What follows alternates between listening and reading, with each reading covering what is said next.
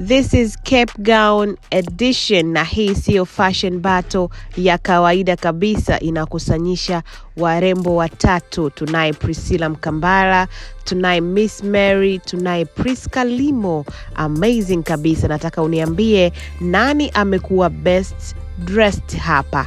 Mimi ni Forever D na karibu sana, na tafadhali subscribe.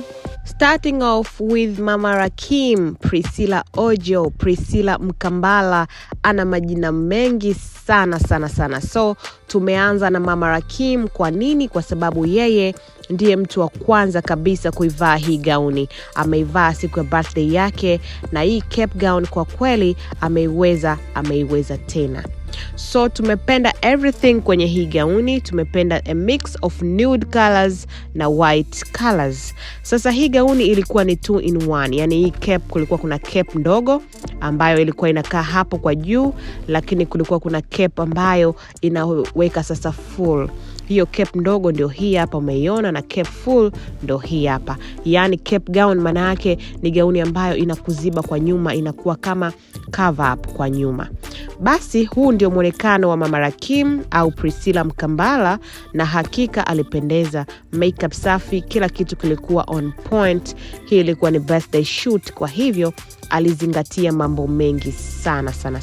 So haya magauni ni mazuri sana wewe ambaye unatazama, kwa sababu unapata style inspiration unapoenda kutengeneza gauni kwa ajili ya matumizi yako. Basi unajua what's trending right now. Kwa hivyo Cape Gown imekuwa trending sana.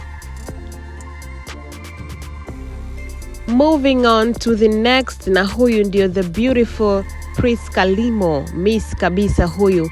Jamani, huyu sasa kuhusu Cape Gown ndo ameweza kweli. Ameweka bonge moja ya cape kwa nyuma.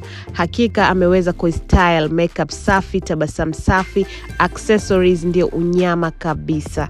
Hakika huyu hapa tuko proud naye sana Tanzania. Ukiachana masuala ya umiss, lakini ni fashionista mkali sana.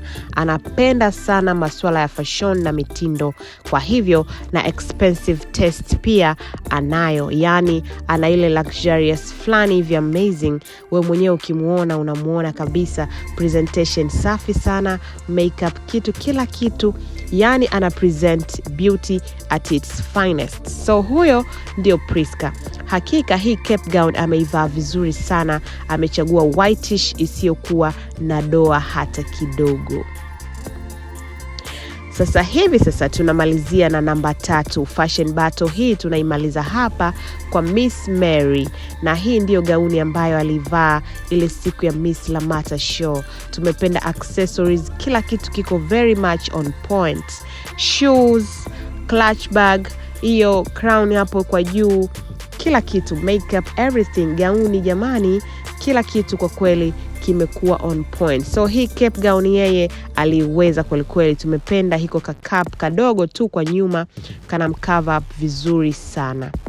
Jamani, she was feeling herself, na ni kweli ni mrembo na anapaswa kujisikia vizuri sana. Kwa hiyo hii ni style inspiration kwa brides, kwa wale wenye send off, kwa wale wenye event tofauti. So tumependa everything kama nilivyokuambia, na huo mchanganyiko wa silver wa faa kwenye gauni yake umemfanya awe very elegant, very expensive, very luxurious girl. Hakika amependeza sana.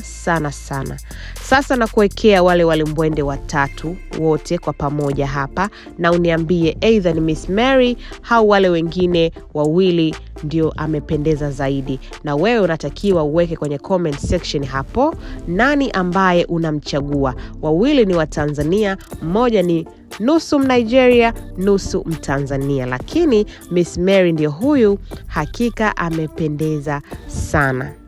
So hii fashion battle ndo hii hapa tuko nayo. Wako wadada watatu. Wa kwanza ni Priscilla Mkambala, wa pili ni Priska Limo, wa tatu ni Miss Mary. Naomba uniambie hapa kwenye comment section, lakini usiache kusubscribe, usiache kucomment, usiache kushare video zetu, uendelee kupata inspiration.